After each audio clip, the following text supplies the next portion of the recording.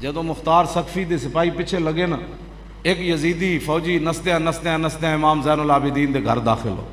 امام زین العابدین پوچھا کی ہویا، کہ وہ پچھو آئے جی، ہونے آئے۔ آپ نے فرمایا میں دروازہ بند کر دیتا ہوں، پچھو کوئی نہیں آنا۔ کیا بات رضا اس چمن استان کرم۔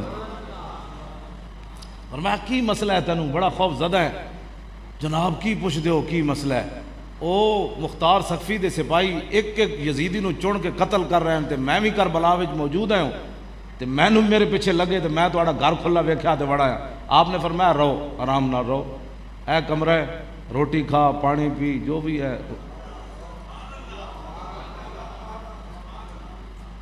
رہندا رہا، ایک دن کہنے لگا حضور ہن باہر امن ہو گیا تے میں جانا چاہتا۔ آپ نے فرمایا ٹھیک ہے، آپ دروازے تک انہوں چھوڑا نہ ہے۔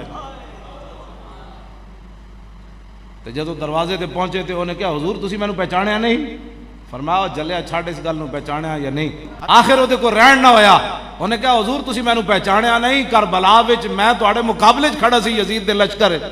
آپ نے فرمایا جدو تو داخل ہویا میں تینوں ادوں پہچان لیا سی، میں جدو تو داخل ہویا میں ادوں پہچان لیا سی، لیکن سن او تیرا کردار اے آل بیت دا کردار۔ کیا بات رضا اس چمنستان کرم کی، کیا بات رضا اس چمنستان کرم کی، زہرا ہے کلی جس میں حسین و حسن۔